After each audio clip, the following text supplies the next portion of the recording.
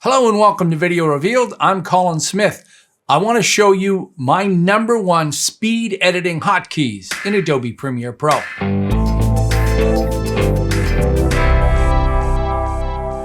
So thanks to Clip Marketing for requesting this tutorial.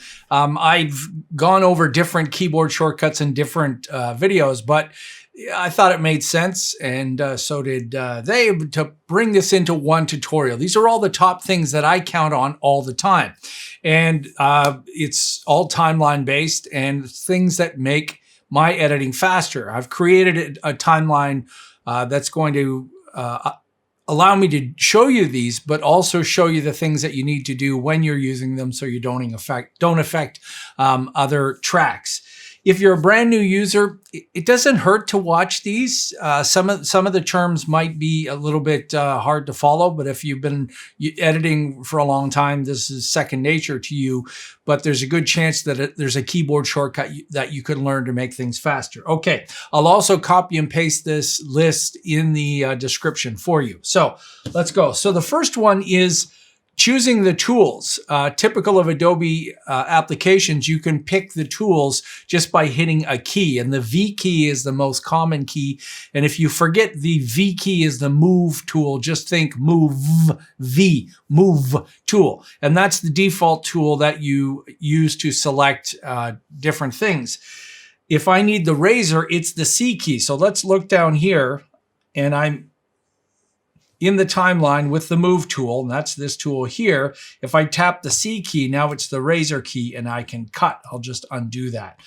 So I'll grab that. The Y key is the slip key, and this is a more advanced keyboard shortcut. I've got a whole tutorial about what this is. The Y key will slip the clip in between the in and out points. So you can see it changes to that slip. And when you're editing, you get to see that clip on the top moving left and right. And you can do that to anything that you've trimmed down here. So this one I've trimmed, so it's going to be moving a lot more. I'll just keep undoing that. Undo, by the way, is Command Z, Control Z on Windows.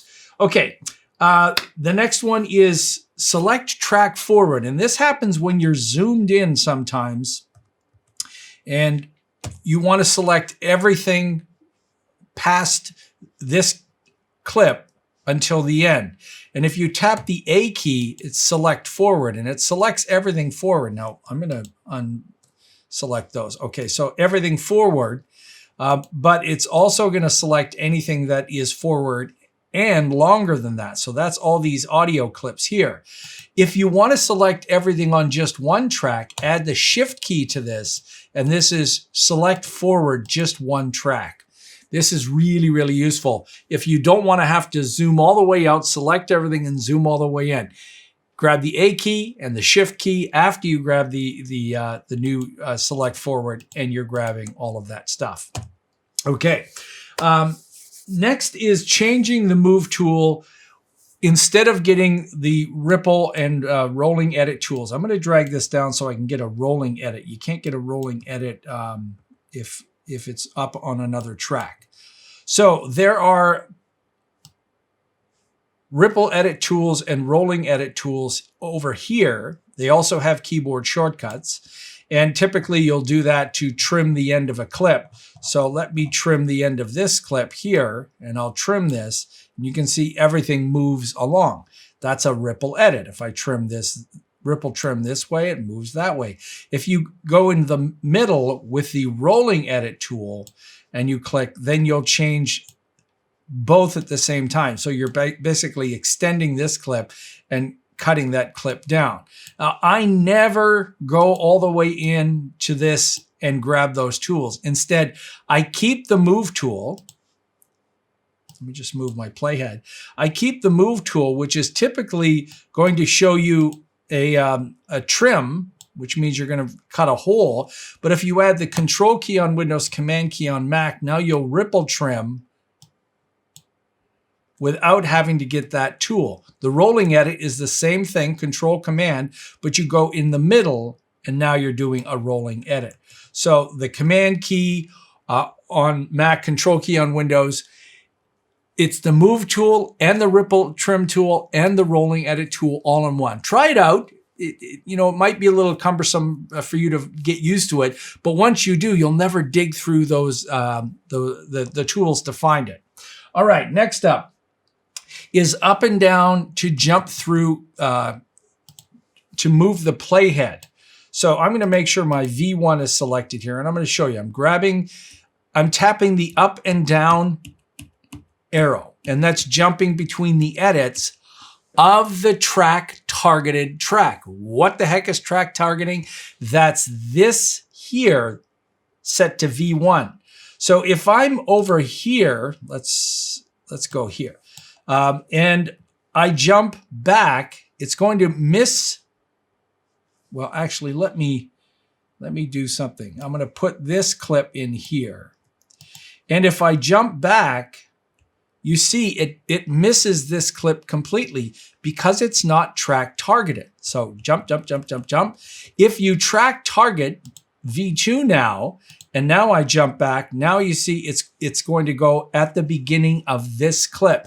So track targeting is an essential thing. By default, V1 is the only one that's selected. And if you don't use track targeting, you might not know why sometimes some things get selected and some don't. Why when I move up and down, it doesn't move in there. But let's deselect V2 and this time add the shift key. So up and down arrows moves to the next edit point, whatever's track targeted, or if you add shift up arrow, it's going to jump regardless of the track targeting. You can see it's now going to jump on absolutely every single edit point.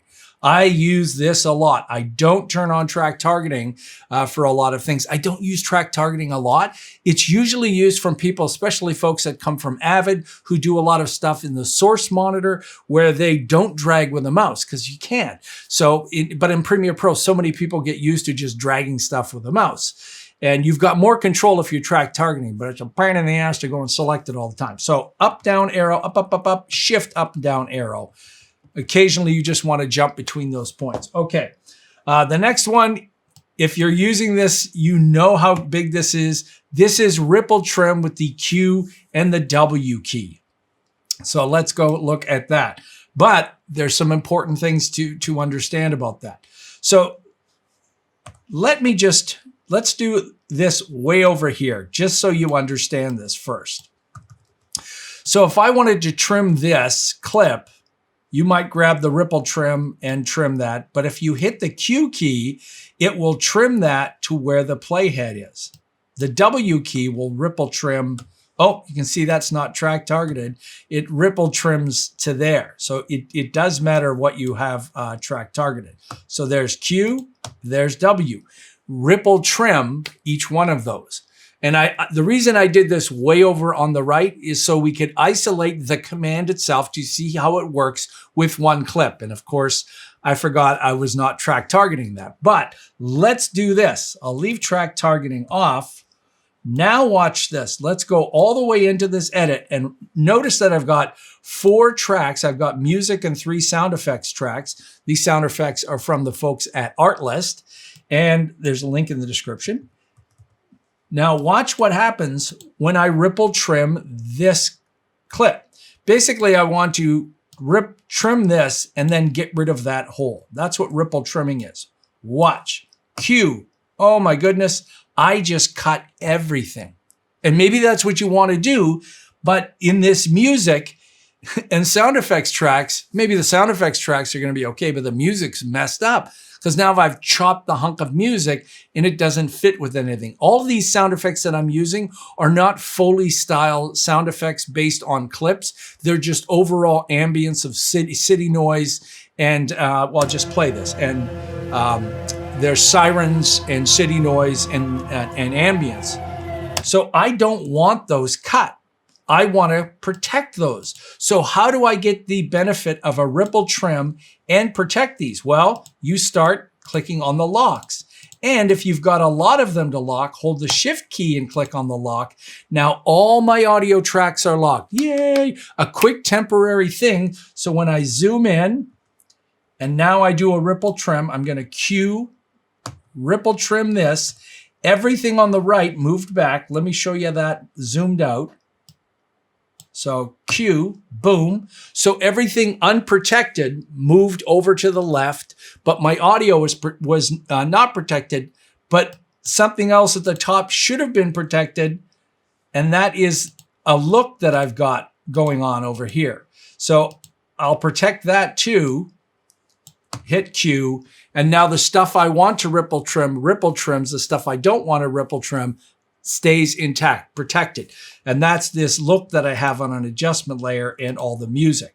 So powerful stuff, but if you don't pay attention to what other tracks are doing and what track targeting is doing, when you have a complex timeline, you can run into a bit of problems. And this is what happens as people start to learn higher levels of editing.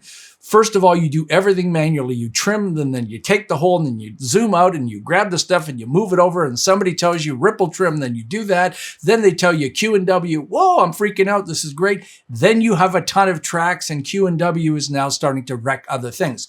So this isn't a problem with Premiere Pro or you or editing in general. This is just the stuff you have to remember as you're starting to work through these new tools and commands, but at the same time, understand you've got all of these other dependent things. So that was a long dissertation about Q and W and ripple trim, but use them. They're great, and you'll find a huge benefit for them. Next up, and I use this a lot to extend something like an adjustment layer. If I wanted to move my adjustment layer over to here, and I know that's the playhead where I wanted to adjust it, instead of dragging over to there, when you have something selected, hit the E key, and the E key is Extend Edit to Playhead. It's actually something Adobe borrowed from Final Cut Pro a long time ago.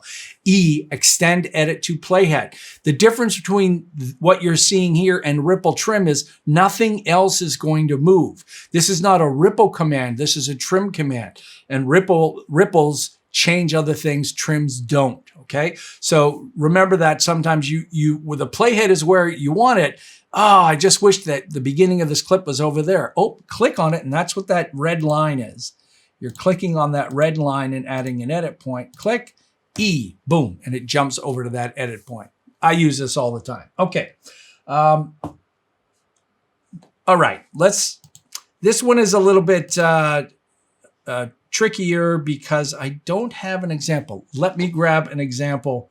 I just happen to know that I've got this clip. Oh, let me import that.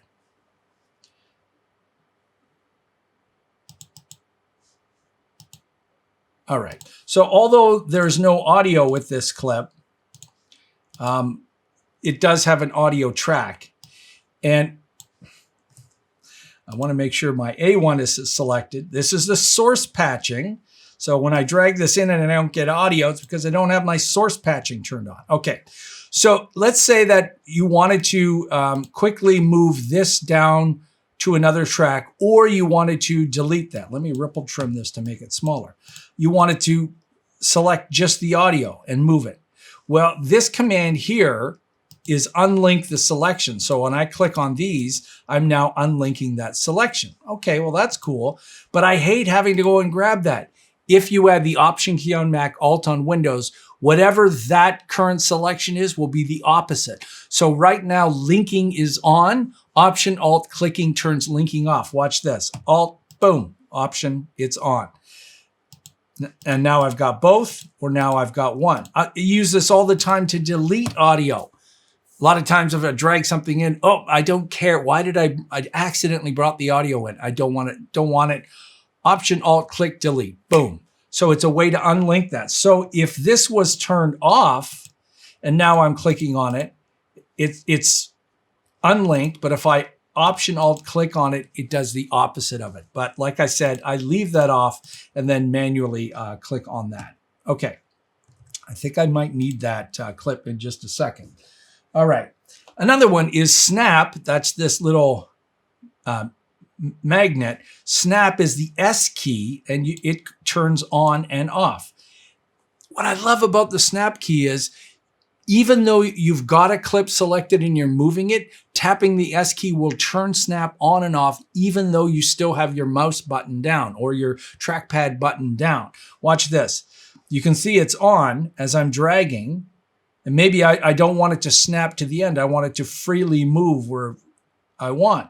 So if I tap the S, see, it's off while I'm moving this. Or I accidentally forgot it was off and I want to snap this to the end. So it's a good one to put in the back of your head while you're moving. I turned snap off, or I wish snap was on. Boom, boom, boom. Okay, so that's snap. Another one I use all the time is default transition and the video transition and the default audio transition, which is Control D on Windows, Command D on the Mac, and you see it put a cross dissolve as the default on both of those. If you have an edit selected and add that command, then it adds it just to that one side. If you add the Shift key to this, so on the Mac, it's Command Shift D, on Windows, Control Shift D. Now it's the audio default cross dissolve. Boom. So you can quickly add a cross dissolve. And if you had 30 clips selected and hit this, they would all fade out and fade in. And you can change what that default transition is in the transitions. Okay. Next up is resizing tracks. And this one, I wish Adobe kept what they used to have, but they don't. So now you have to resize a track. I mean, you can grab a track and just resize it this way, but that's a lot of work. Instead, if you mouse over and use the scroll wheel or your trackpad and move up and down, so I'm holding the Alt key on Windows, Option on Mac, I'll resize this. If you hold Shift, then you're going to resize. Come on, baby. See, it didn't work there for a second. Shift is now resizing all of the tracks. Also, resizing can be done by double-clicking on a track and it opens up as a default. Same at the bottom, Shift or Alt Option for one. If you want to, you can actually expand all tracks. You can minimize all tracks. You can save a preset, and you can manage presets. So you can give it a shortcut, and that's for people that are constantly changing the track sizes to maybe 3 or 4 different track sizes over and over and over again, that they like a certain size for each one. Well, you can save those and have those as keyboard shortcuts. I never do that. I just do that manually, move those around. Okay. Next up is nudging clips. Do this all the freaking time. Hold the Alt key on Windows, Option key on Mac, and hit left and right, and you're moving this one frame at a time. Add the Shift key and you're moving it 5 frames at a time. If you go into the preferences, you can change that number to even more. So that I could be Alt, Option, Shift, left, right could be 50 frames or 30 frames that it's jumping. Okay. If you want to nudge a clip up and down, Alt, Option, whoops. I didn't mean to cut that. If you move a track onto another track, it does delete that track. So I'm now hitting Alt or Option up and down arrow to move something. Now, the reason I kept this other clip over here on the right, the one with our audio, is if I hit Alt up and now down, it's going to link both of these together. So it's going to be constantly moving these. So usually you'll unlink those by either clicking on that and then clicking on that and then Alt Option moving those up and down. Or like I said before, to temporarily disconnect these, Option Alt click and then Option up and down arrow to move that. And you can only go so high, obviously, before you hit that limit. But that's being able to move things up and down. And you have to be careful because if you move it over top of a track, it deletes the track while it's on there. But it is useful to be able to quickly move things down. Next one is, let's get rid of that one, is ripple delete And by the way, that was backspace to get me zoomed all the way out. If I want to, let me just protect my other stuff again. Remember, I was protecting that. If I want to delete this clip here, ripple delete is Alt backspace on Windows, Option delete. And that removed that clip. Let me zoom all the way out and I'll undo that. And I might as well show you the other keyboard shortcut, which was the next one, which is select the clip under the playhead, D. Now I can Alt backspace Option delete, get rid of that. So that's like a ripple trim command to the whole clip. So you can quickly get rid of that one clip. And that was the other one I wanted to show you, is that D will select what's under the playhead. If track targeting is on, remember V2, now I'm getting that one.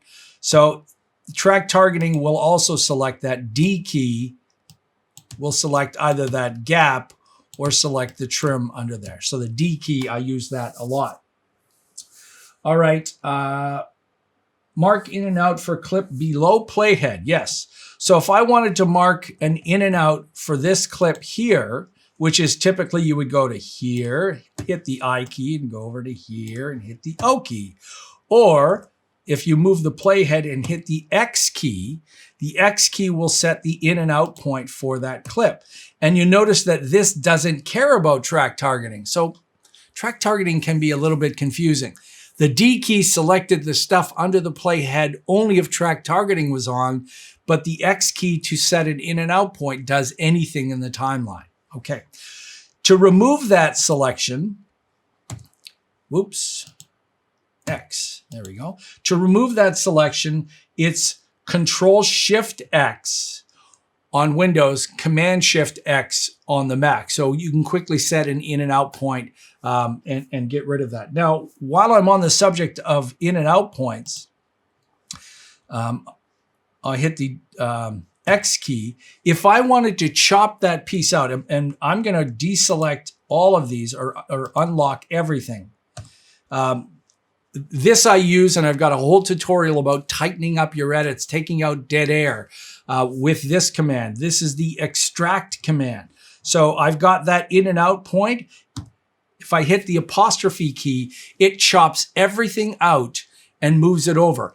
And there's a few people that said, well, isn't this the Q and the W key? No, because I don't have to have track targeting on.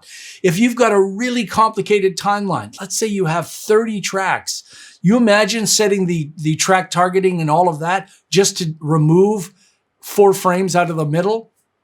That's why the extract command is very powerful. And it's the apostrophe key. Like I said, I've got a whole tutorial on that.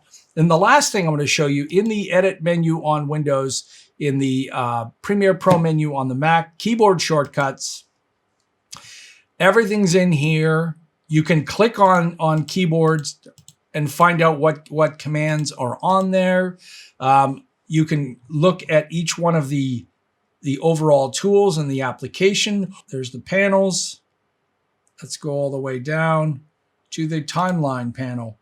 And there's all the stuff in the timeline panel. And you see more stuff is not enabled than is enabled. That's because there are a limited amount of keys on the keyboard. You cannot assign everything. So there are way more things you can assign to keyboard shortcuts that aren't. So when you have some free time, like we all do, start rooting around in here and look at some of the things that you'll see, like move playhead to cursor. Do you want to do that? I don't know why that's even in there, but lock and unlock all audio tracks. Now I'm doing shift click. You could actually have one keyboard shortcut that gets all of them. So very easy to do, to go in here and look at these. Like I said, I'll put all of these in the description down at the bottom, and you can copy and paste them in a text editor and print them out. But these are my essential keyboard shortcuts for speed editing inside Adobe Premiere Pro. Hey, if you're new to Video Revealed and you found this informative, please take a moment and subscribe. If you want to support us some more, you can do that through PayPal. There's a link in the description of this video and on the front of the channel or on VideoRevealed.com. Thank you so much for for all of your wonderful support. I'm Colin Smith, and I'm listening to your suggestions and creating tutorials just for you.